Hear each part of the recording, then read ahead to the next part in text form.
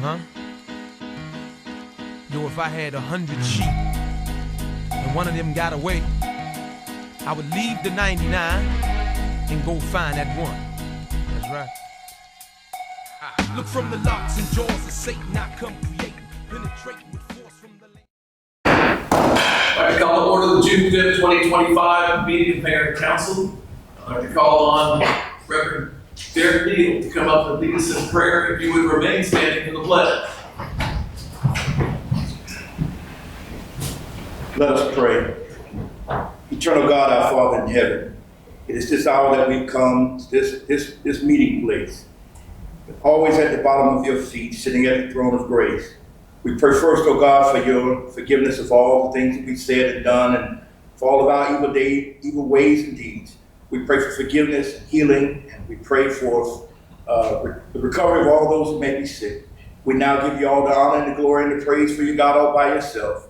And now we give thanks for all that you've done for us as we've gone throughout the day. We thank you, O God, that we're clothed in our right mind, that we're able to stand here in this assembly. And now as we gather here together to take on the endeavors of this city, we pray, O God, that you continue to guide our minds and our hearts, that all things be for the sake of all mankind. That we bless those that are here this night, that will be in charge of this government, as you've given us a charge to obey all that has been brought forth by that government. We pray, oh God, that you'll guide their hands and that you'll steady their minds, that we'll have all the right things for this city. We bless each person that has come here to gather in fellowship and brotherhood. And we pray, oh God, that our hearts will be eased and our minds will be eased. And when all is said and done, we'll keep our hearts stayed on thee. Bless us this night as we go forth in the name of the Father, the Son, and the Holy Ghost. Let us all say amen. Amen. Amen. I pledge allegiance to the flag of the United States of America and to the republic for which it stands, one nation, under God, indivisible, with liberty and justice for all.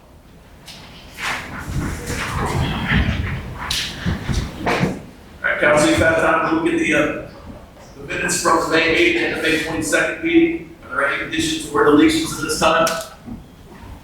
Hearing none, the minutes are approved by acclamation. We're going to move on to item 3, awards and presentations. The presentation tonight is of our municipal audit for fiscal year 2024. Chuck Jenkins, our finance director, is going to introduce the auditors from Malden and Jenkins, and we're going to sit back and smile.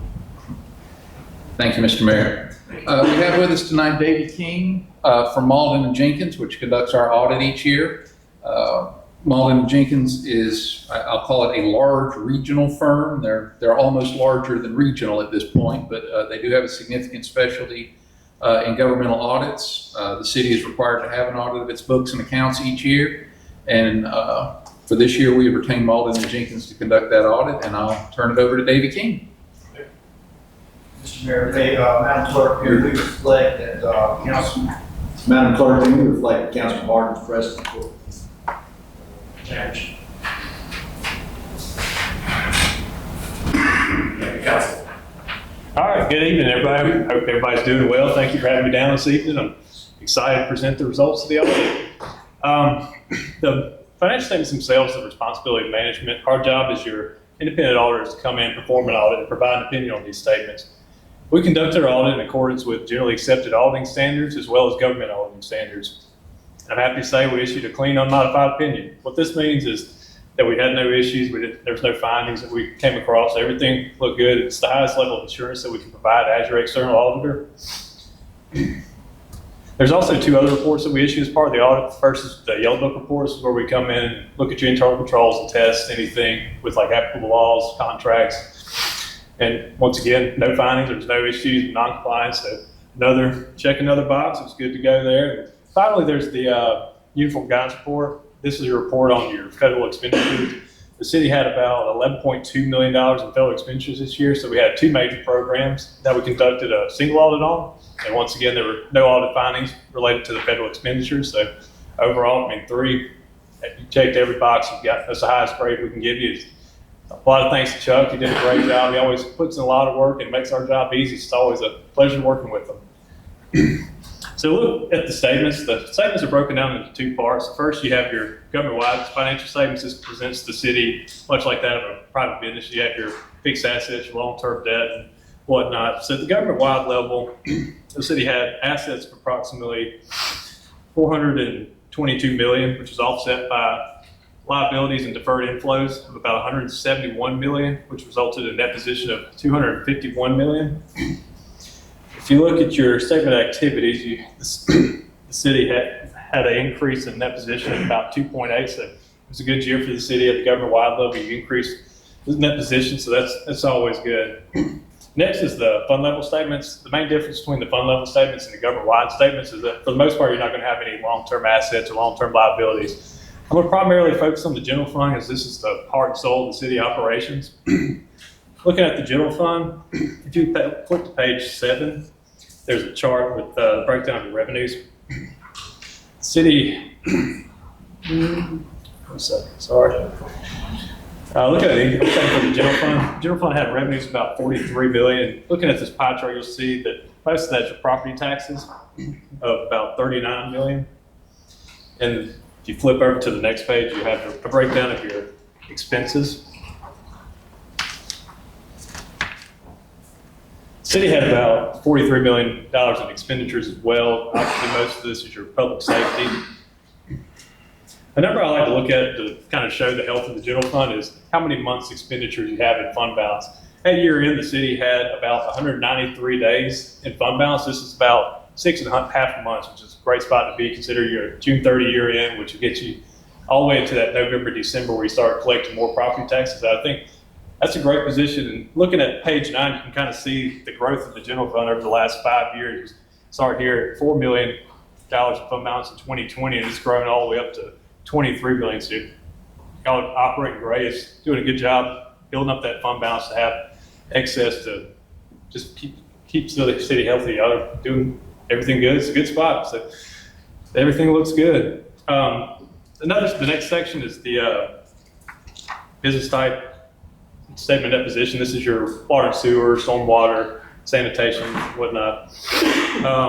Looking at that, the assets decreased about $9 million, result to about $196 million, which is offset by liabilities of about $51 million, which resulted in net position of $145 million, which was a little bit of a decrease from the prior year, but there was a lot of pay down of debt. You had all those expenses with the cleanup from the hurricanes. Have obviously had some unique circumstances, but still doing good financially.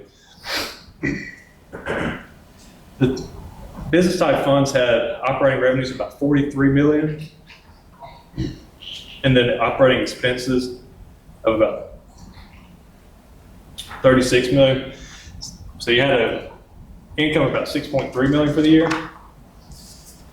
So it's a good year for all around for the city. General funds increased, operating revenues increased from prior year in the business types. I think everything looks good. There's a few things that auditing standards require that we communicate to you all with y'all receiving an unmodified opinion, no findings. These are essentially just formality. We had no disagreements with management. There were no uncorrected misstatements. And as your independent auditor, we were independent in conducting the audit. And with that concludes my presentation, unless there are any specific questions. Thank you again for having me down here. I look forward to working with the city in the future. Council, any questions? Appreciate it. Thank you very much. Thank you. Make a blanket statement for our fine council that once again, our finance department proving they are absolutely the best at what they do. So Chuck, thank you, and thank your team very much.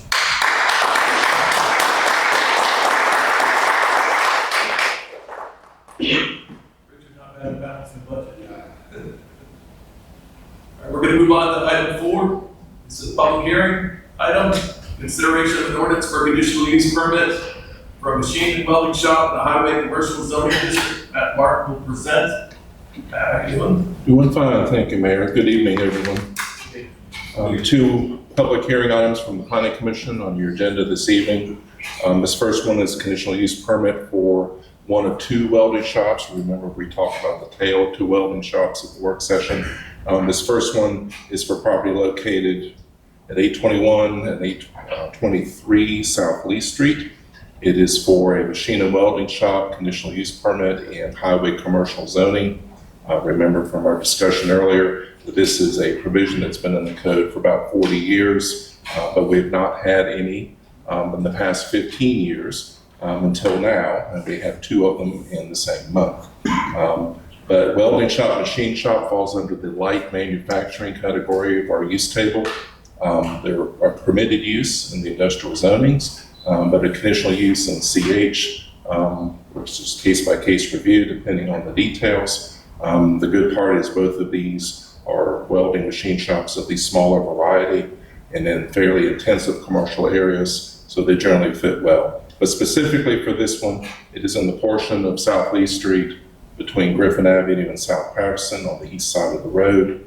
Maps in your packet and on the screen show you the zoning pattern. Character area is Community Activity Center, which supports certainly the CH zoning that's been there. Aerial imagery, you see the rooftops of the buildings around. Ella's Restaurant and your drive-through facility directly across the street to the west. Weisenbaker Garage to the north, and other commercial uses nearby. No site plan is in your packet, but like we talked about at the work session, these are existing buildings. They have already moved in. They want to complete their renovation process. No proposed expansions, but if there are to be changes to the site in later times, it would go through the regular plan review process, the same as any other commercial property. Subject property, this is the smaller of the 2 buildings on the 2 parcels that only total about 1/4 of an acre. The southern building and then Ewell Street, right of way on the south edge of the property, and then a quick tour around clockwise. This is southward down Lee Street looking toward Patterson's intersection. Ella's across the street to the west, and then the northward view back up Lee Street toward Griffin Avenue. Planning Commission reviewed this at their meeting on May the 27th, found it consistent with the comprehensive plan, the conditional use review criteria that are there in your packet, and they're recommending approval by unanimous vote subject to 2 conditions. And these are as follows. Approval shall be granted in the name of the applicant only for machine and welding shop facility in conjunction with the applicant's heavy construction business. And number 2, conditional use approval shall expire 1 year from the date of approval if no business license for the proposed use has been issued by that date. The applicant's representative is here if you have some detailed questions for him. Otherwise, I'll be glad to answer questions you may have for me. Council, any questions for Matt? None. Matt, thank you. This is a public hearing item. I'll now ask if there's anybody who would like to speak in favor of this request. Please come forward at this time. State your name. Hi, I'm Haley Mills. I'm the co-owner of Mills Permanent Metal Decking Company. This is Chuck Mills. He's our president. Mr. Mayor, council people, thank you very much for having us. We are, of course, in favor of passing this conditional use permit. As previously stated, we're going to use this as a logistic hub for our business. It's basically not 8 to 5 welding. That's not what we're doing. We need a place for our stuff. Every guy that's in construction or every guy that's anywhere needs a place to put his stuff. This is our place. It's got a nice shop in it that has previous welding experience in it, so we're not afraid of burning it down. The only welding we're going to be doing is just in support of our operations elsewhere. We're going to be fixing stuff. We're going to be putting in plates and possibly drilling some holes, technically doing some nice things for ourselves to enhance what we're doing elsewhere. We're not intending to have smoke billowing out of it. We're not intending to have junk laying around. It needs shaped up. We're going to do that. We're going to tear down that icky building you see up there on the top of the screen, and we're going to make a nice parking lot with an office area that's habitable for people to come walk in and say, hi, my name's Fred, and I'm going to say, hi, my name's Chuck. We're going to organize it. We're going to be able to be efficient, clean, and thorough. We're going to take care of the streets. I'm advanced stormwater trained. I've been a construction superintendent most of my life, if not a foreman, if not a lead man, if not just a plain grunt. I know good work from bad, and we're going to make it good. We're going to do something with the outside. Chaz wants to reskin it. Maybe we can repaint it and have it nice, but it's going to be nice. It's going to be an enhancement to Valdosta, and that's what we want to do. We don't want to just live here. We don't want to just be here. We want to be in Valdosta. We want to make friends, make neighbors, and be a constructive portion of Valdosta for its betterment, and thus our metal. Council, any questions for the Mills family? So with your renovation that you're saying you're gonna do tremendous things in the city of Valdosta, I say thank you. But are you gonna hire employees while you do it over there? Yes, ma'am. I'm not a darn bit scared of hiring local people, whether they know anything or not. Their pay will be commensurate with what skills they bring to the table when they show up. Now, we're not only into, we're into heavy bridge construction, mostly steel and welding, but we are breaking into earthwork, we're breaking into concrete, we're breaking into rebar, which we're very well vested in. I've got the stars to prove it. If a guy doesn't know anything, and he looks like he can, and he wants to, I'll put him to work, okay? And then we can train from within. That's the best place to get good hands that are loyal, that stick with you, that work hard. It's when you bring them into the craft, show them that you care, and then come to Papa. Let's go to work. And if they're willing, baby, I'm willing. Thank you, you answered my question. Yes, ma'am. Council, any further questions? Thank you both. Thank you. Is there anybody else at this time who would like to come forward and speak in favor of this request? Seeing none, is there anybody who would like to come forward and speak in opposition to this request? Seeing none, council, it's yours for action. Mr. Mayor, I'd like to make a motion to approve this request as presented, along with the two conditions. Second. A motion and a second. Any further comments? Other than the Griffin Avenue corridor continues to get better. All in favor, show of hands.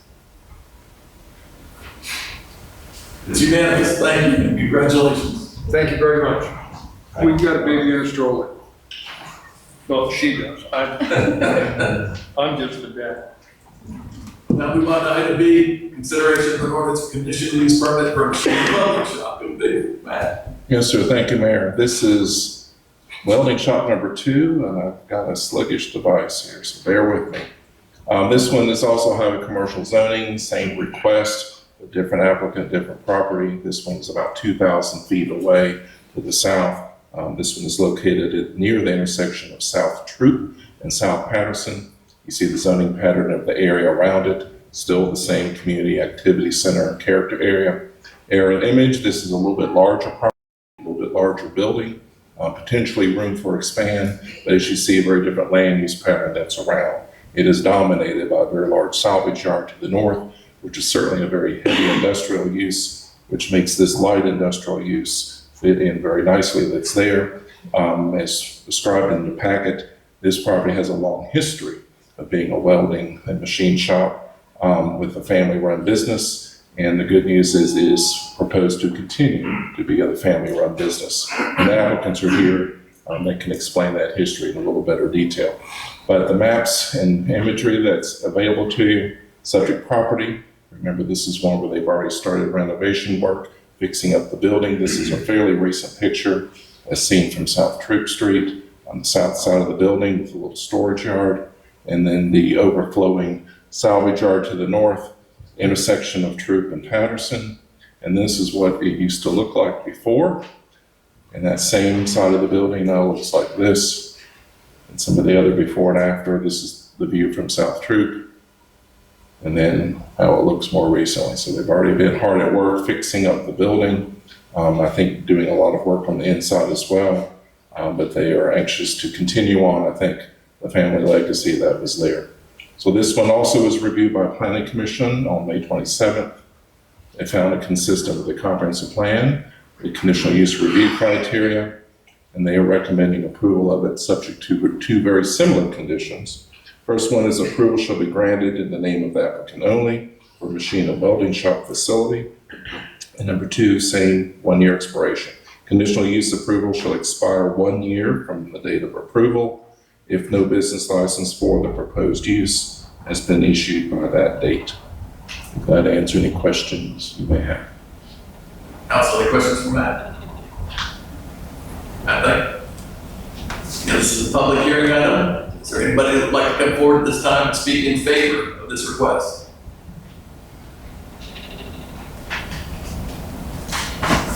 Hi, my name is Walter Fletcher. This is my wife, Rhynes. I'm the third generation Fletcher that is making a living at this location. My grandfather built the building in 1956. It's just something that just came up in the last year. I really had not intended to purchase the property, but my father came to me and asked if I was interested, so we put it together in the last 6 months. And look forward to serving the community. I've been here 54 years, and just look forward to be a part of the community. You've already made it better. Council, any questions for the elections? As always, sir, I'm about people getting jobs. With you doing this renovation, are you taking applications for young men and ladies to apply for jobs? Yes, sir. Any other questions? Thank you. Thank you both. Thank you. Is there anybody else that would like to come forward and speak in favor of this request? Seeing none, is there anybody that would like to come forward and speak in opposition to this request? Again, seeing none, council, it's yours for action. Mr. Mayor, I'd like to make a motion to approve this request along with the two stated conditions as presented. Second. Motion and a second. All in favor, show of hands. Unanimous. Council, thank you. Fletcher family, congratulations. Good luck. Move on to item 5, bids, contracts, agreements, and expenditures. Item A, consideration of bids for the Knights Mill lift station repair and upgrade project. That was our unbelievable city engineer will present. Good evening, Mayor and Council. All right, so this first agenda item is, as stated, the rehab of the Knights Mill lift station. If you're familiar with the Knights Mill subdivision, this is the lift station that serves that portion of the city of Valdosta. It's located just north of the subdivision off of Knights Academy Road. This project started as a simple rehab and refit of the lift station. Utilities department staff approached the engineering department staff and solicited our assistance with delivering this project. Initially, it was a pretty straightforward scope of work. During Hurricane Helene, this lift station experienced some pretty severe flooding and damage to the generator. And so in response to this, my staff has been working to develop plans for a more robust rehabilitation of the lift station, which involves raising it 2.5 feet to mitigate the risk of floodwater intrusion. We had the mandatory pre-bid meeting, as stated, on May 6th. We had pretty good attendance. We had 2 bids at the actual bid opening on May 22nd. Attached the bid tabulation. If you'll flip there, Teresa, just so they can see the bid spread. All right, so if you scroll up just a little bit more, there we go. So we had a pretty wide bid spread on this, which my staff investigated thoroughly. And we discovered that the unit cost for the lift station for JWA was $400,000 roughly, higher than the lift station unit cost package complete for RPI, which is where most of the cost differential comes from. But we feel comfortable recommending this contract for approval to y'all. I did want to add that we included a 20% contingency on this. If you'll flip through, Teresa, this is just a little further. All right, so this is the first set of plans that we have ever, well, I won't say ever. In the last 14 years, this is the first set of plans that we have delivered under the engineering department's title block, which means that the engineering department did all of the actual technical design on this, which saved the city roughly $50,000, $60,000, which is a meaningful contribution, I think, and something that we're very proud of. I just wanted to kind of mention that because I'm very proud of my department, I'm very proud of my staff, and all the ways that we're able to help the city grow and improve. But as stated, staff is recommending the The approval of the award of the contract with a 20% contingency to RPI with a total not to exceed amount of $1,137,489.60. Any questions? Council, questions for Ben? Eric? Yes, sir. With this rehabilitation, will this support any future growth out there in that area? So the intent of the project was not necessarily to support future growth, but we did see about a 40% increase in lift station capacity as a result of this. We did upgrade the pumps to the city's new standard for package lift stations. So yes. Any other questions for Ben? Please, Thomas. Ben, we spoke about recently about the standard 10%. Yes, sir. contingency. Okay, this one's 20. Yes, sir. That's the goal there, is to not come back before you all and ask for more money. It's a small project, and so my staff and I have been talking on smaller projects, both in magnitude, scope, and cost. We find that the 10% contingency is a lot of times insufficient, or becomes, we get really close with some of these contingencies on very small projects, as we'll discuss on Oakdale later on this evening. But if the bid opening is under $1 million, staff is recommending a 20% contingency. Because if you'd imagine, so for instance, we let Old Clientville Road widening for, I believe, $5.5–6 million. The 10% contingency on that is $500,650,000. On a project of this magnitude, a 10% contingency would be $90,000, $95,000, which is, we're going to burn through that pretty quick if we hit some unsuitable soils, or if we hit something underground. As soon as you punch through that layer, and as soon as you go underground, there's stuff that you're going to find, stuff that you're going to discover. And so just having that larger reserve, that's the goal of that for a small project. My concern comes from the discrepancy in the two bids. Okay. So disparate in combination with high contingency. I mean, do you see how that could look? So if the concern is regarding contingency being related to the reduced bid or the lower bid, my staff would have recommended having a larger contingency on this for JWA as well, just based on the size of the project. It's a very dense project. It's not a big, long, we get better unit costs on longer projects. Longitudinal runs of pipe that span for a mile, mile and a half. There's more wiggle room on that. You run into fewer issues with that. This is just a lift station overhaul. And so it's a very dense, the opportunity for issues to arise that necessitate more money is pretty high here. Thank you. Any other questions? Yes, ma'am. That was one of my concerns too. I was just looking at the difference in the cost, and the bid more like the price of the bids. Mm-hmm. Because just noticing sometimes like that, and that's a large contingency. Yes, ma'am. And if we do, award this, and they get that contingency, and then there's a later comeback request for an adjustment. Like you say, they found something different, or, they found other things. Would that contingency be still 20% because of what you're saying, the cost now, or if it was like we had to do, didn't, because other things were found once they started working on this project? So inevitably, regardless of which contractor we select, if we get underground, we find a old oil drum or something ridiculous buried underground. I mean, we find stuff underground that's buried from years gone by that we weren't aware of before. A lot of times it's not anything nefarious or crazy like that. It's just bad dirt. So a lot of times when we break in and we start discovering bad dirt that we can't get good compaction on, we then have to reintroduce new dirt.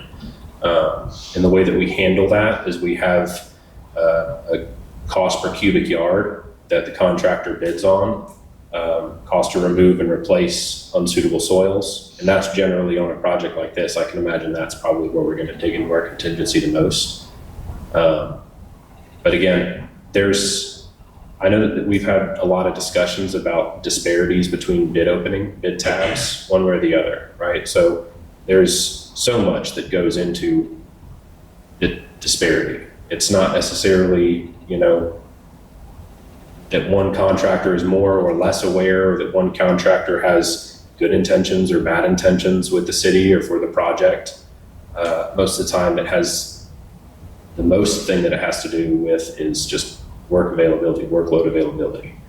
And so is a contractor too busy to take the work? Or is a contractor, do they have a gap in workforce availability? That's, there's a ton of different things that can feed into it. But my question is, would the 20% contingency be on the 947 plus thousand, or would it be on the extra amount that we would have to pay?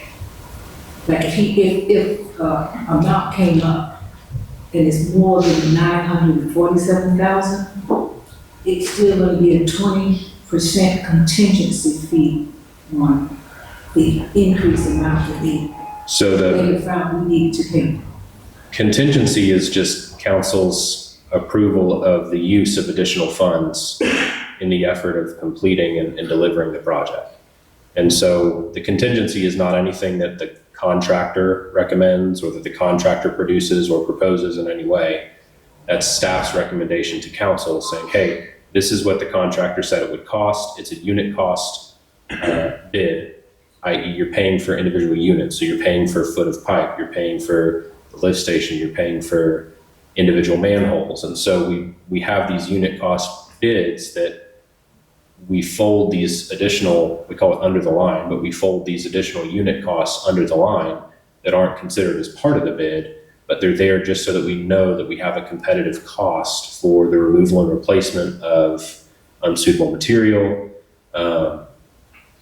And so that the contingency is our recommendation to council saying, hey, we know that the bid opening was X dollars. We're recommending that you authorize the use of funds 20% in excess of that amount. And so that's what staff is recommending is the authorization of funds in the amount of $1.1 million for the delivery of the project.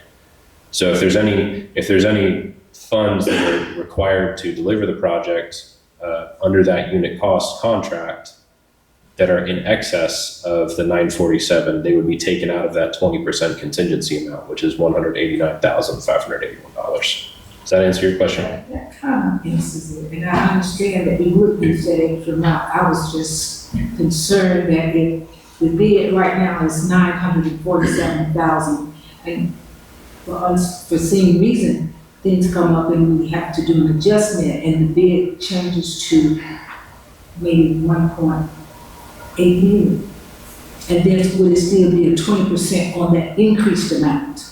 Or just on the number? No, if the way that the not to proceed or the not to exceed amounts work is if we encounter a substantial increase in, that would be a yes, very substantial increase in cost, but that would have to come back before you for authorization and for approval. Similarly to how we're gonna, when we get down to the Oakdale storm pipe improvement, that we're gonna have to do that on that one. So it would have to come back before you. Staff can't, we can't authorize payment of funds in excess of the amount that council approves. Does that answer your question? yes, sir. Okay. Councilman Gibbs, you had a question? I was next then. Oh, sorry. I just wanted to say, compliment you and your team. First of all, y'all are consistently falling within the margins on virtually all of these projects. Yes, sir. Tonight's one of the first nights I can remember in the last 18 years I've been in office where we're having to go back and add a little bit to a project, and it's only, I think $16,000. Yes, sir. Set aside the Jerry Jones widening, that one did go up a little bit. Yeah. That's a different story. But I also wanted to make it a point that you brought it to our attention how much we as council and mayor appreciate the work of your team putting together that package. Oh, well, thank you. Appreciate that. Thank you. Councilman Gibbs? I'm good. Okay. Any other questions for me? Any other questions, council? Great work on the design and great explanation. Thank you. On all the questions. Council, choose for action. Mayor, I'd like to make a motion that we approve this as presented with the 20% contingency. Second. Motion and second. All in favor, show of hands. All in opposition, same sign. Motion carries. Move on to item B, consideration of a request to approve adjustments to the contract agreement for the utility relocation costs for an unbelievable project on Jerry Jones Drive, the Eagle Road Water Project that we have. Yes, sir. So back in 2021, David Frost initially brought this agreement to y'all with a non-binding pre-let estimate in the amount of $3,076,727.11. The agreement was authorized, approved, signed, and submitted back to the state. But during that council meeting, Mr. Frost did state to you all that should the amount be in excess of what was initially portrayed to you, that it would be brought back before you for informational purposes to you. And so that is the intent of this meeting. The amount that we're requesting to approve is $4,270,098.13. That is the actual letting contract amount for the utilities.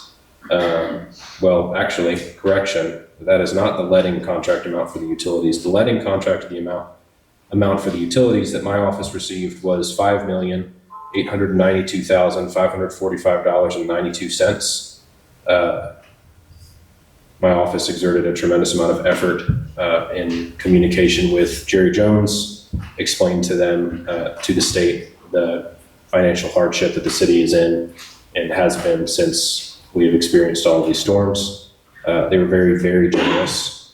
And as a result of that negotiation, I guess, I wouldn't call it a negotiation, but as a result of that productive discussion, they did reduce the contract item amount by $1,622,447.79.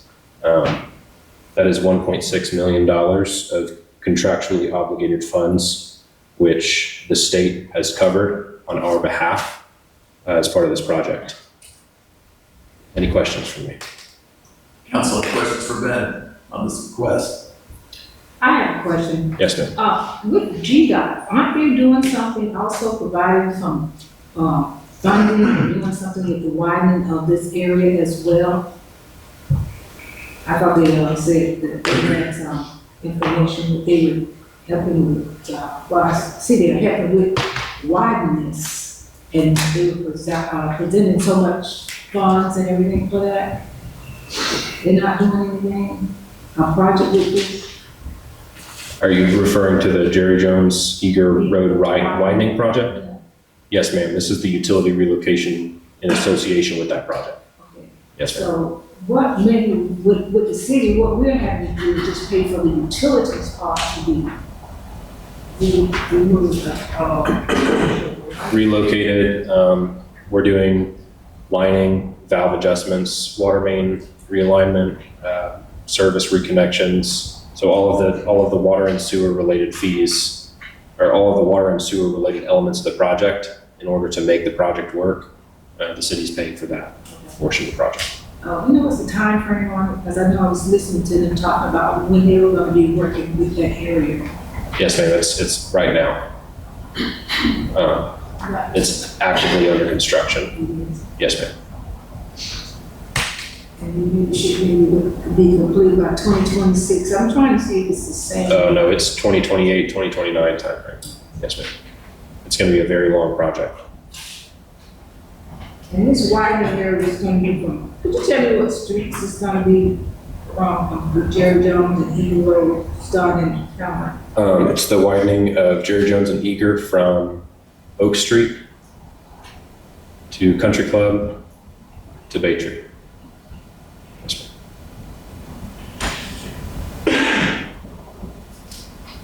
Any other questions for me?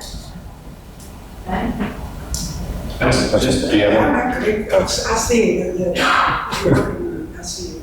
Yes, Just sir. to add to so Mr. It started in nature, right? And worked way back. I believe they've been working on, they call it right-of-way perfection and clearing, but they've been working on that. Yes, sir. Yes. And total cost of the project? North of $30 million. Well north. GDOT's picking up the remainder other than the Yeah, so we're, relocation. yes. Council, any other questions? The mayor wanted me to repeat, I see the work being done over there, and the patrol, how they stop the traffic, the little stop arming, et cetera. So I see the work is being done. Yeah, it's active construction site. For sure. There's no other questions, council, it's yours for action. Mayor, make a motion to approve the request as presented. Second. Motion and second, all in favor, show of hands. Unanimous. And item C, consideration of request to approve a license agreement with Georgia Southern and Florida Railway Company. Yes, sir. This is a right-of-way encroachment agreement or license agreement with Norfolk Southern. This is related to the Sugar Creek emergency repair project that's been authorized. So this is one of two encroachment permits that we need. We need one from Norfolk Southern as well as from Georgia Power. I believe both of those are coming before you tonight. But this is the Norfolk Southern one. And this basically just authorizes the city manager to sign the occupancy agreement. If you'll remember, we had to do something similar with the emergency repair that we did off of US 84 with the Knights Creek trunk line. So anytime we enter into the railroad right away, we have to formalize that agreement and have occupancy agreement that dictates the terms of our use of their property. Ben, thank you. Council, any questions for Ben? None? Council, it's yours for action. Mayor, make a motion that we approve recommendation of staff. Second. All in favor, show of hands. Unanimous.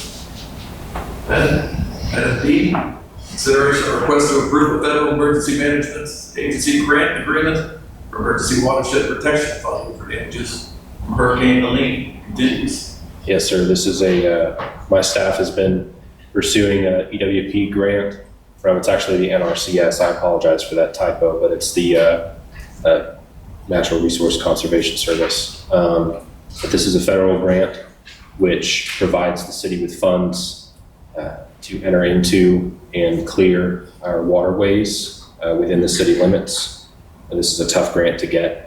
Involved a lot of effort on my staff's part. This is the actual agreement that authorizes the city manager and mayor to sign all of the required forms in order to enter into that funding relationship with the federal government. I did want to point out that the total grant amount is $1,128,750. It's $1.1 million. Roughly $1 million of that is to cover the actual removal and the effort, and then $78,000 odd of that is to cover technical assistance, which is the next agenda item that we're going to cover. So we have to basically develop rudimentary plans and then present those to NRCS for approval so they can approve our impact area within the buffer. So this would allow the city manager to sign any necessary agreements in order to enter into that funding relationship. Any questions for me? Council. Yes, Eric. Did we identify who we're gonna get to remove this, or will this be stacked? No, sir, this will be competitively bid. Any contractor that wishes to perform the work and who meets the criteria as far as bonding and insurance, they're going to be, anybody can put their name in the hat, per se. Yes, sir. Yes, sir. Have we identified what areas that we're going to attack first? Yes, sir. So our initial submittal was for 3 Mile Branch, 3 Mile Branch, 2 Mile Branch from Berkeley to Oak, and Hightower Creek from Sugar Creek to St. Augustine. Those are the 3 stream segments. I hope that we don't have to get good at this, but I think that I think that we'll know how this whole thing goes next go round if we do have to do this again. And this should be a sufficient amount of money to cover those. I sure hope so, sir. It's kind of one of those I things. mean, it needs to get done, so that's what I'm asking. So the way that the funding proposal works is you communicate to them the level of effort and the linear footage of stream that you need cleared and the level of intensity of the work, and then they produce a funding amount proposed for your use. So if you need an extra 150, 200,000 to truly complete it, we'll come back before us. We would need to bring that back before you, yes, sir. One thing that I would request your assistance with is we cannot legally enter onto some of these properties. We don't have entitlements or rights to enter onto those properties. And so we have been actively for the past several weeks, we've been reaching out to property owners and soliciting their signature of rake-out easements. So basically it's an easement that allows us or a contractor of the cities to enter onto the property and remove any obstructions in the flow of water that we deem necessary from those properties. So if there's any input or solicited help from y'all to speak to your constituents that live along those reaches and encourage them and mostly just reassure them that we're doing this to try and remove the obstructions in the flow of water. Many of the residents have already performed that work themselves. They've already removed the logs from the streams on their own property, which is good, but there are some that have not. So yeah, any questions for me on this one? I don't have a question, but all we on this to be completed, great presentation, is that we need the mayor's signature and our city manager's signature, right? I would assume that the city manager can sign on behalf as the city I'm saying manager. it for a reason, so that the citizens would know, this is no funding coming from the city. We're applying for this grant, and all you need is the signature from, as you said, the mayor and our city manager, correct? Yeah, so that would allow us to enter into the funding, arrangement with the federal government, but we would have to, again, the next agenda item is our solicitation of services from Bill Kemp with Innovate in order to kind of develop the set of plans. That's part of the submittal package. So there's still quite a bit of effort that we have to go through, paperwork, red tape that we've got to cut through to get this thing done, but we're moving as quickly as we can. Trying to run all the. Oh yeah, no, I didn't. Yeah. Yes, ma'am. But based on this agreement, there are no funds proposed, no public City of Valdosta funds proposed for use in this effort. One other question. Yes, sir. The logs that you say the citizens remove themselves, will we pick those up if they're sitting on the banks? No, sir. Still get those? No, there are standard operating procedures to cut and side cast those logs. There are many areas of operation where we'll have to enter into where it's not going to be feasible to remove the debris from the actual property. They're very austere and remote, and in most cases, in those undeveloped areas, we're just going to leave the debris on the top of the bank outside of the floodplain to decompose. Any other questions for Ben? Ben, thank you. Council, it's yours for action. Mayor, make a motion to approve the request as presented. Second. Motion and a second, all in favor, show of hands. Unanimous. On to item E, consideration of request to approve a proposal of Innovate Engineering for professional design services on this project. Yes, sir. This is the request for utilization of funds for the $78,750. I did want to point out that Innovate's design services proposal was well under that amount. Their design services proposal was in the amount of $11,500. But I'm requesting utilization of the full funding made available to the city on the occasion that our assessment of the requirements of the plans was inaccurate. If there's some additional level of detail that's required, some additional level of survey, cross-sectional survey, topo survey, if we need to, authorize them to perform some other work associated with this project, I'd rather not encumber the process by coming back before you and going through that whole thing again. And so staff is requesting the use of the full amount of funds authorized by the grant program. Council, any questions on that approach? None, Ben, thank you. Council, it's yours for action. Mayor, make a motion to approve the proposal as stated. Second. Motion and a second, all in favor, show of hands. Council, thank you. Ben, thank you. Move on to item F, consideration of request to approve an encroachment agreement with Georgia Power. The sewer repairs. Yes, sir. This is very similar to the encroachment agreement that we just discussed with Norfolk Southern. It's related to the same project. This would authorize the city manager to sign the encroachment agreement. There are no funds or fees associated with this encroachment agreement. Georgia Power did waive those fees. So, Any questions on the paperwork? Ben, thank you. Yep. Council, yours for action again. Mayor, I'd like to make a motion that we approve this presentation as presented. Second. Motion and a second, all in favor, show of hands. Unanimous. Council, thank you. Move on to item G, consideration of a request to approve a proposal for a comprehensive evaluation of the city of Valdosta's industrial pre-treatment program and sewer use ordinance. Here, our superstar in the utilities department, G.B.R. Good evening, Mayor and Council. As tonight, we're approving a proposal for comprehensive evaluation of the City of Valdosta Industrial Pretreatment Program and Sewer Use Ordinance. This was coming from a user fees. We had $100,000 budgeted. This proposal is $50,000. As part of our ongoing effort to ensure compliance with federal and state regulations, the Environmental Service Division initiated a review of the city sewer use ordinance. During this review, it was discovered that supporting programs have not been evaluated or updated since 1996. To address this issue, a decision was made to engage a qualified third party to perform a comprehensive evaluation of our existing system.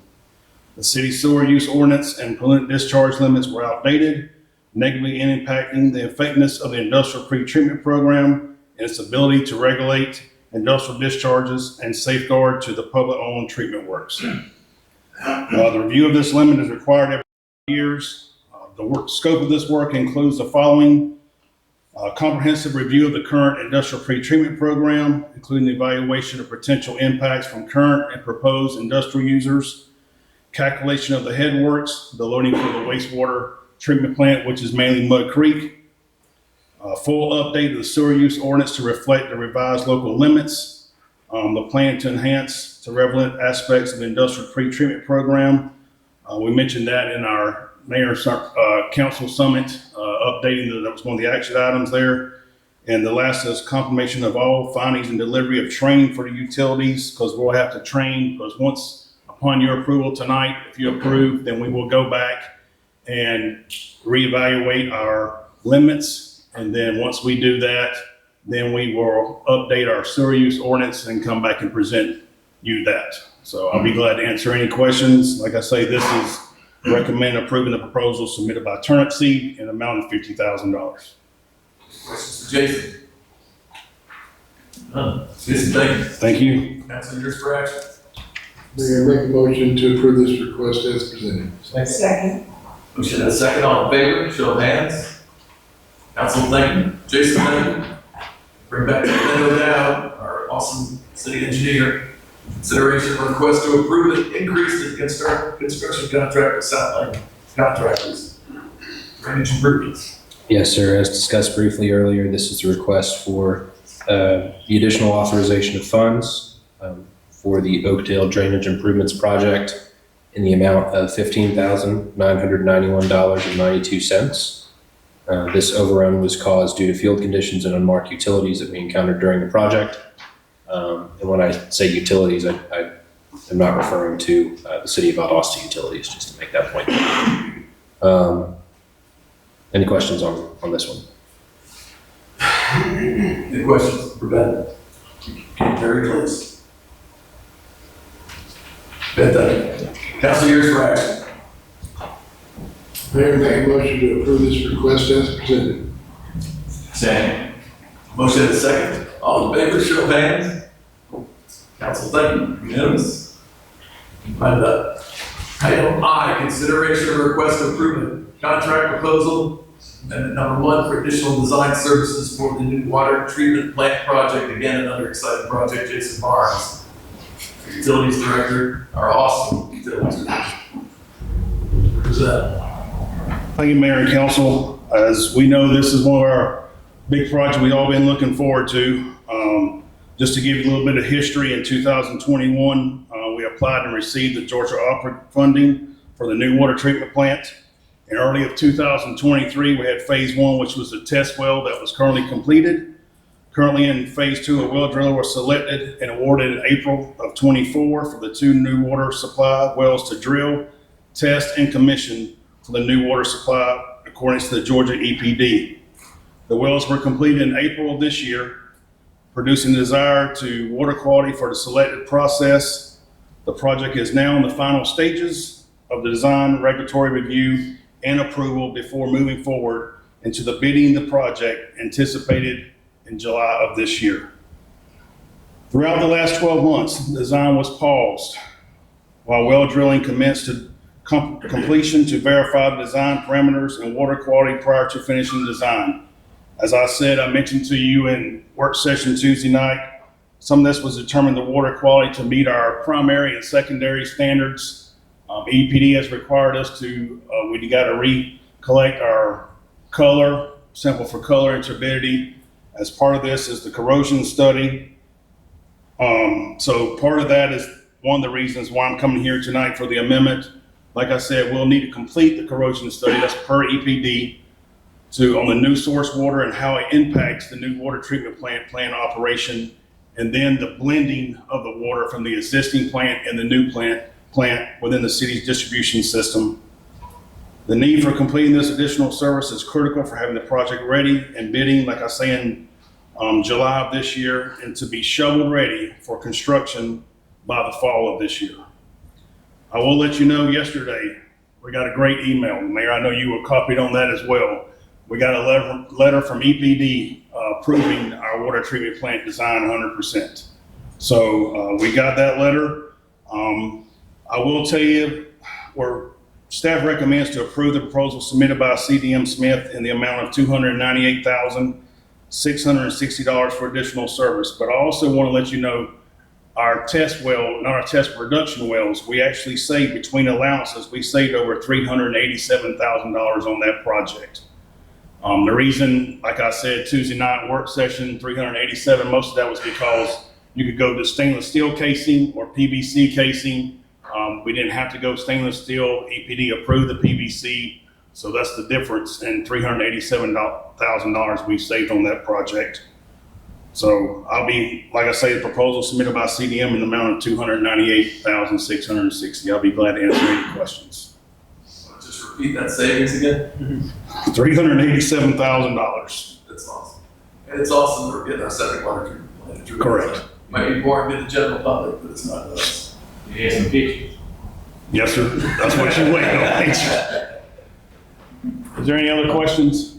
Just pictures. Just pictures. So this is what 100% design will look like for the new water treatment plant. Oh, wow.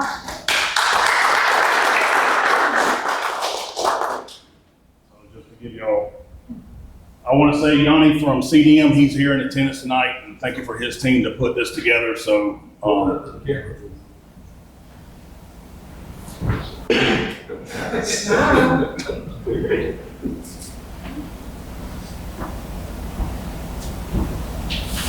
Great job. Beautiful shot. Great job. So, and I'm gonna leave it up front. If you want to come and look at it, I can tell you a little bit more detail. So thank you all. I got one quick question. Yes, sir. That's great that you saved that much money. My question is, what's the difference in the lifespan between the stainless steel and PVC?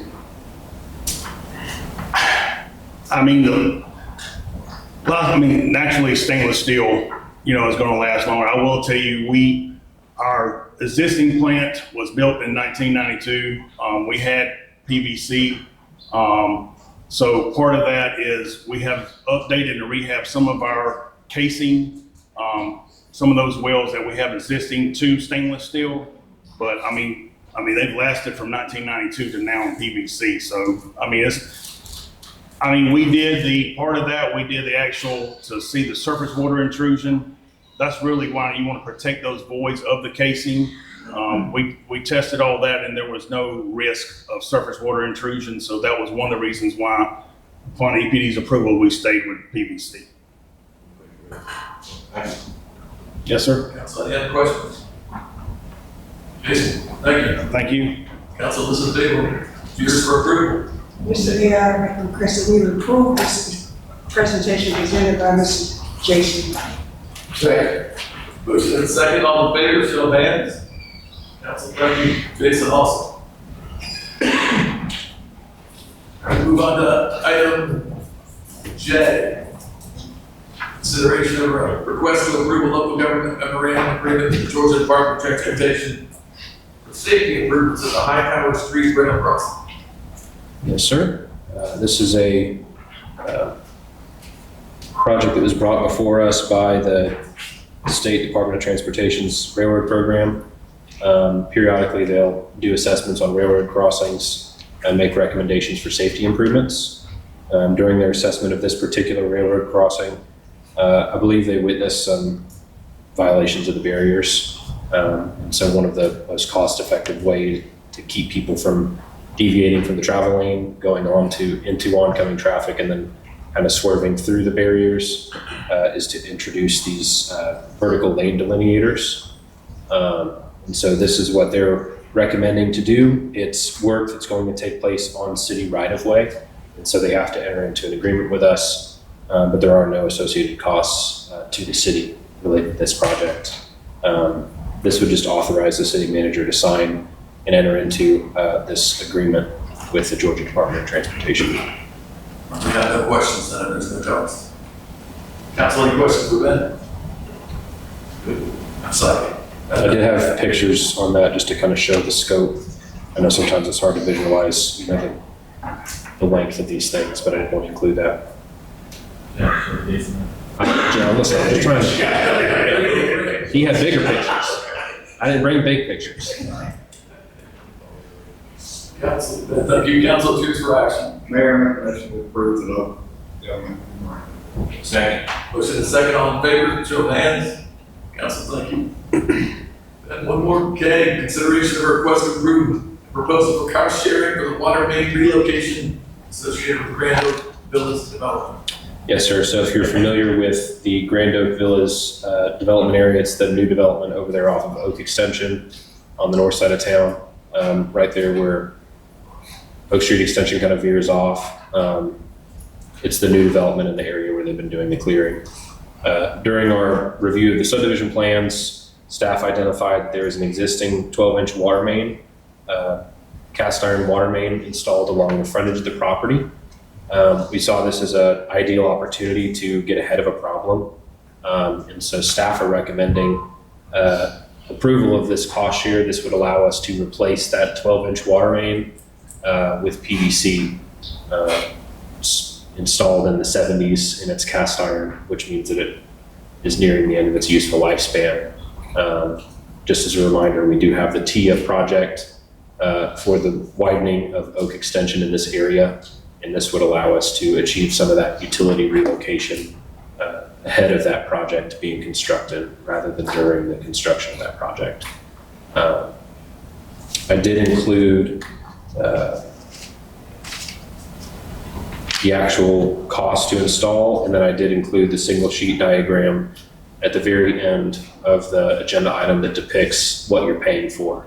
And so that $107,500, that is the cost differential between what JWA would install just in service of the developer versus what he would install if he performed all of the work that we would like to be doing as well.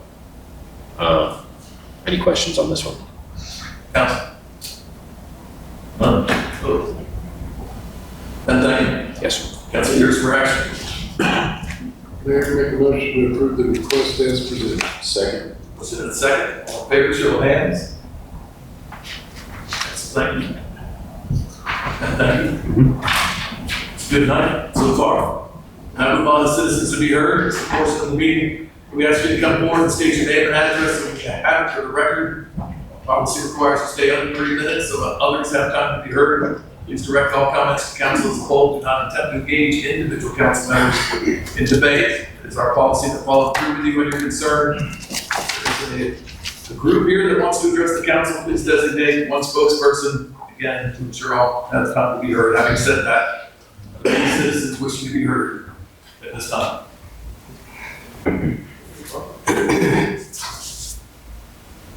Bobby McKenzie, 5148 Northwood Boulevard. Rafts of garbage extending the width of the channel and 20 to 30 feet long are trapped in numerous log jams in Sugar Creek. In 2010, the city paid a company called CDM to do an assessment on the waterways.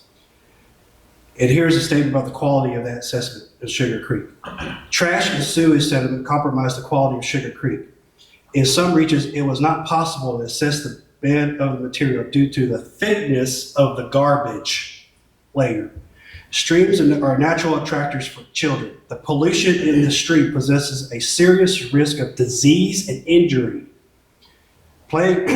Children should be strongly discouraged from playing in the stream until the trash and sewage is eliminated.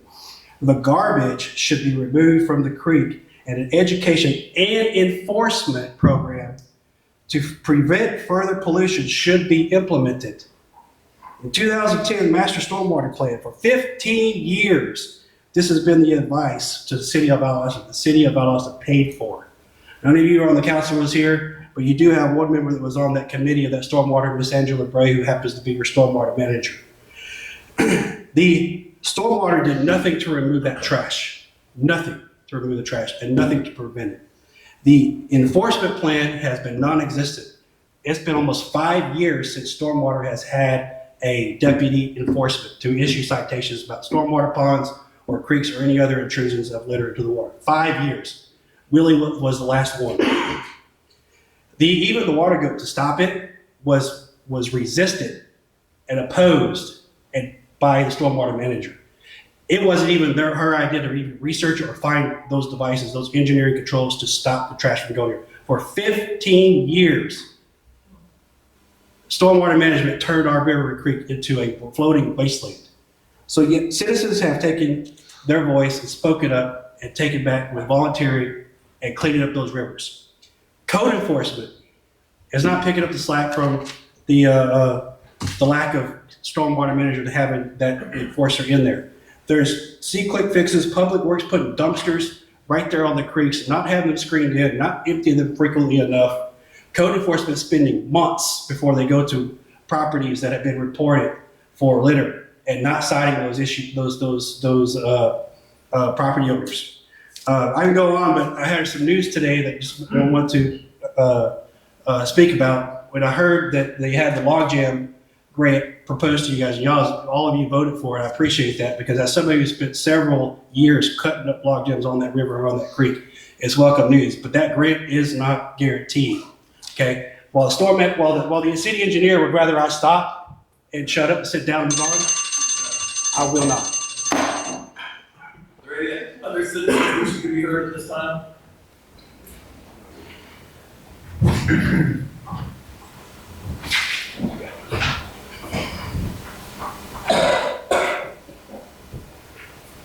Good evening.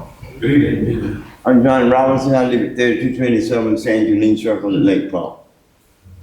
I want to commend the city manager for doing an outstanding job he's been doing here in the city. And I want to let each and every last one of you understand that you stood right here and you made obligations that you would uphold the right for this city and all the people of the city, not just one particular group. You know, we had stood up to file litigation against the city, and we had an agreement on certain terms. Terms was met, and we backed down to a certain degree. That don't mean that we stopped.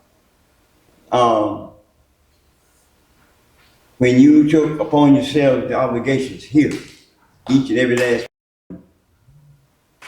we want you to work together, unified in unity, so we can have harmony, so that we don't have no disputes. If you don't work together here, how can you see about the people that you obligated yourself to see about? You know, it's hard out here. Now, when you take the people that live in Hudson Dock and the Orly West, they don't see it the way that you see it, the way that you think about it. They're almost forgotten and almost left out of the system. I understand that sometimes you think that people don't want to just do better, but they can't do better because they don't have to do nothing no better with. When we did our extensive investigation of this city, we found that there was the elite groups of people through their businesses who were receiving the majority of the funds. And this comes directly from the records of the city. And that was too one-sided.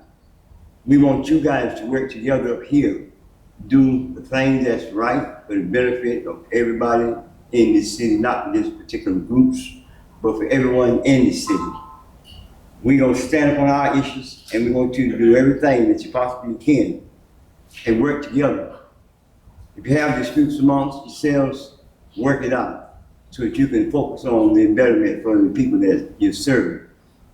You don't need to be one-sided. We got the bridge issues that's coming up over here on the south side. We need monies. We don't need monuments. We need monies. We need something economic to change, and it's got to change to that degree. We got a VSAP program that we are looking forward to move forward and work with. There's a lot of hope here in this city, but if you don't do the right thing, if you can't work together up here, you can't get nothing did out there. Thank you. Thank you, Mr. Roberts. Are there any other citizens wishing to be heard at this time?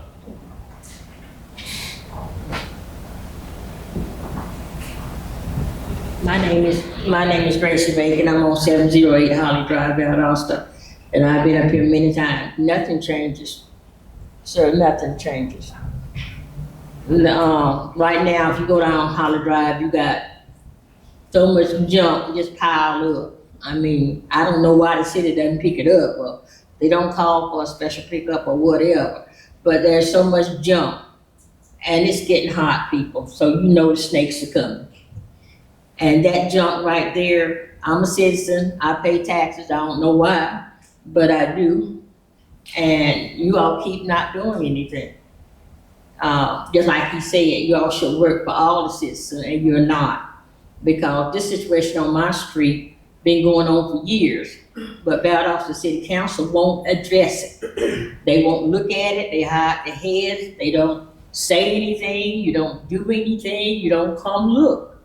All you have to do is come look. You don't have to get out your car. You just drive down the street and look. But you won't even do that, because then you would have to face it. So you like to spend a lot of money. This is what I'm asking for, does not cost money. And you all paying thousands of dollars of taxpayer money. And you can't do anything for one street in Valdosta. You rather for it to deteriorate. You all like big projects. But you say you ought to start small and then spread out. You didn't start small, you started big. And that street is going down. We had a shooting the other week, teenagers, somebody's gonna get hurt. With all the prostitution and everything going on, drugs and everything, somebody's gonna get hurt. And we're gonna hear that typical saying, you have our prayers. Well, I'm telling you, right now we need more. You all need to address Holly Drive. You are not doing it. It's there, it's junk, it's trash.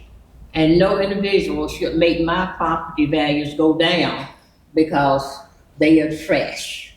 You all won't address it because it's not your neighborhood, it's mine. But I'm a citizen. Stop having me pay taxes. Stop all this stuff. When I was out of my home for a year and 2 months, Valdosta City gave me all kinds of tickets that I had to come down and explain why my house was messed up. His is messed up every day, and nobody does anything. You all are ticketing me, but you won't ticket him. And I'm not doing anything illegal. I'm not doing one thing illegal. Can you say the same about him? But you all won't address it. And when I walk out here today, you'll do what you normally do, sit down. Are there any other citizens wishing to be heard at this time?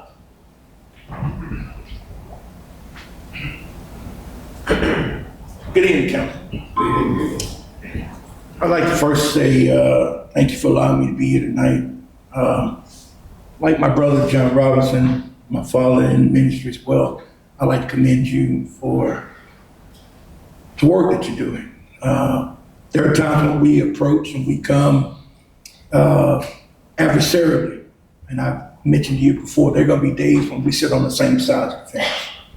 What I would like for each of you to do tonight is to put aside the bipartisan mindsets, the political views, and to focus on something that I think she just showed in her frustration of how we are.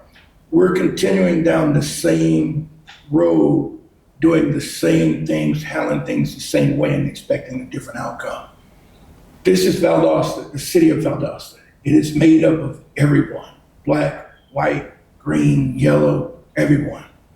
And at this very moment that I'm speaking these words, it should resonate in your heart that we should try to seek for a better Valdosta, a total Valdosta, one that is going to encompass all of us and help each and every one of us. Here's why. Well, I heard different people come up tonight and we commended them, we made votes and we second votes and we threw money out. I can go to another side of town and it looks absolutely nothing like this side of town. I'll give you a good example. The fire department, the street right behind the fire department, that little bit of rain that came down tonight, you're gonna go out there and you'll probably see that area flooded, if not starting to flood. I walked through some of the backyards and there's signs in those backyards that say City of Valdosta, right down the trenches in the backyard. Trenches that have not been touched, have not been inspected, that are filled with grass, that are filled with mulch.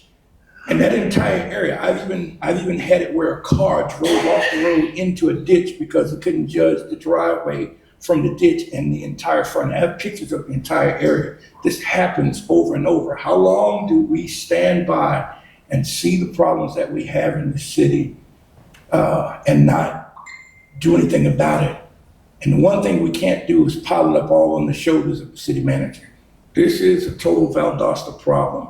And you're gonna have to listen to each and every group that comes up. You're gonna have to work together as a council not to satisfy each other's egos and satisfy each other's desires, but to truly look at what this city needs, because we have to survive beyond here. There are 33 gangs that are operating or better in this city, shootout after shootout, weekend after weekend, and we're in the hole with the hiring of police officers. City operating with about 4 or 5 police officers a night per shift. Something's got to get done. Thank you. Are there any other citizens wishing to be heard at this time? George Boston, Ryan, 5004 Oak Drive, Valdosta, Georgia. Mayor and Council, I really didn't have nothing to say, but you know, it bothers me because I've been doing this a long time.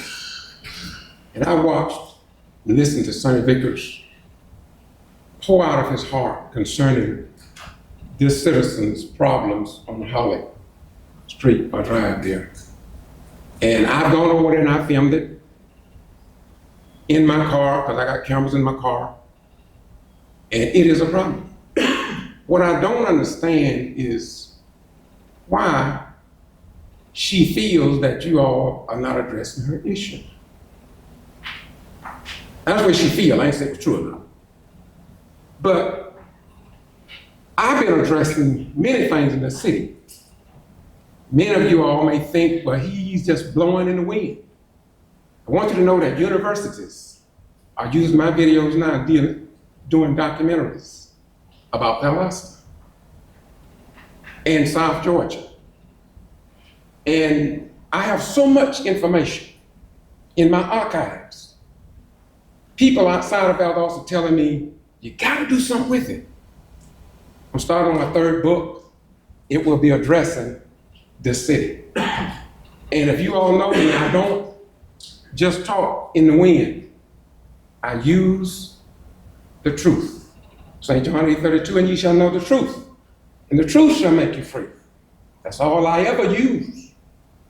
And you can go from Quitman all the way around the state of Georgia, all the way up to Warrenton, Georgia, back down the other side to Homerville, and you can pick up Madison, Florida. My reputation and the work that I've done is well documented. But I want to say to each of you, Valdosta is like a beaming in on Valdosta. A lot of people are looking at Valdosta. Some people see it growing, but people don't like what they see here. Some people say there is no racial issues here. There are others who say it's one of the most racist cities in the state of Georgia. And as I close, for 10 to 15 years, I've been talking about putting the Georgia flag up. You have one out here now, but look how long I had to fight for it. The city schools put them up because it's the right thing to do. But Valdosta High School don't have one. Lowndes County High School don't have one. City Courthouse don't have one. Museum don't have one. VA clinic don't have one. And it's all connected. But when you see it on TV, don't say I lied. We didn't give you a chance to correct it. Thank you, Mayor and Council. Are there any other citizens wishing to be heard at this time? Seeing none, we'll close out this portion of the evening and turn it over to Richard Hardy for the city manager's report. Thanks, Mayor. Mayor, as you noticed, we have approximately 13 agenda items in a presentation. I just want to thank staff for all the time, the energy, and effort that they provide putting these things together and presenting them for you guys for approval. I want to thank City Council for looking at these items and approving them. There's a lot of work to do. There's a lot of things that we need to do, but I appreciate all the things that we're currently doing. We can only get better.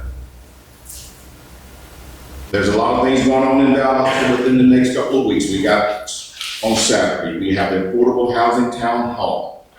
It's at 11 a.m. to 1:30 p.m. Join us at the City Hall Annex Multi-Purpose Room for an opportunity to discussion of affordable housing. This townhouse is designed for individuals and families seeking housing as well as those interested in housing, education, and resources. The next event we have is G.B.R and Boot.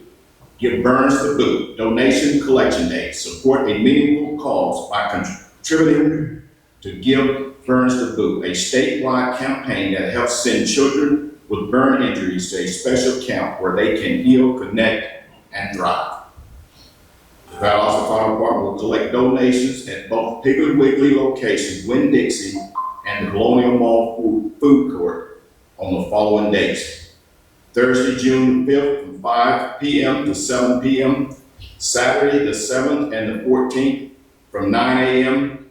to 12 p.m.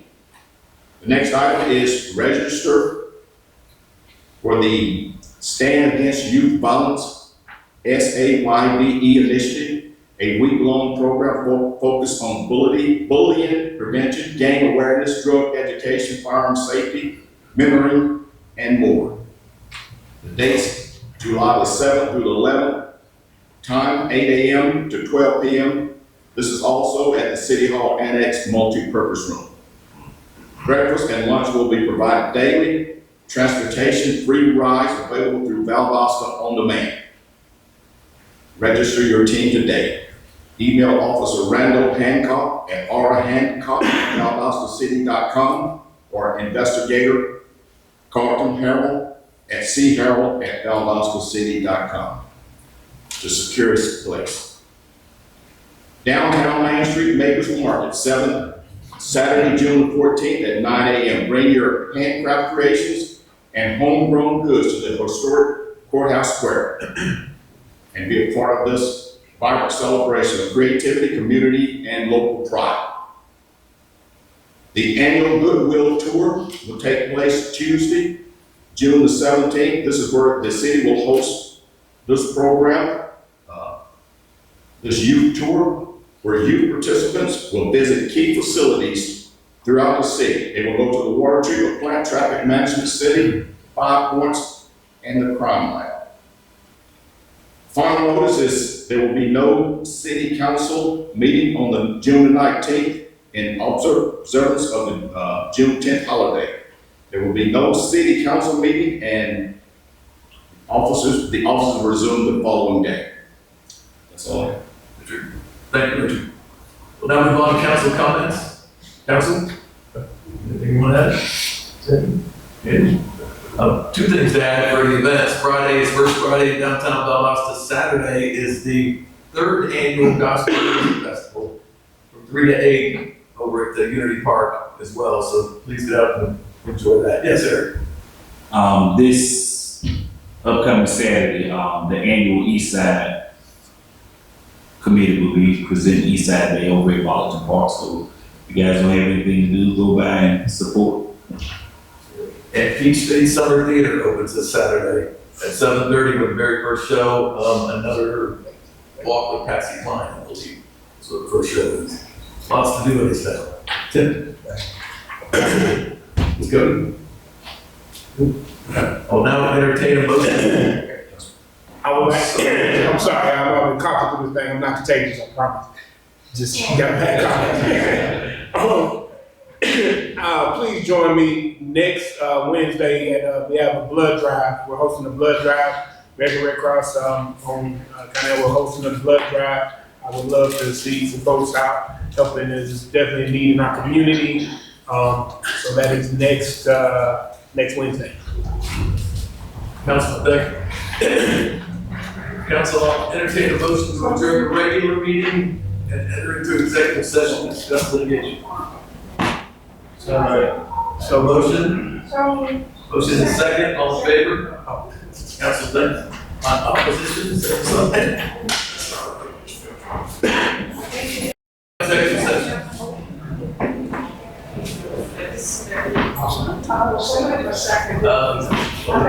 I heard. Who's the second?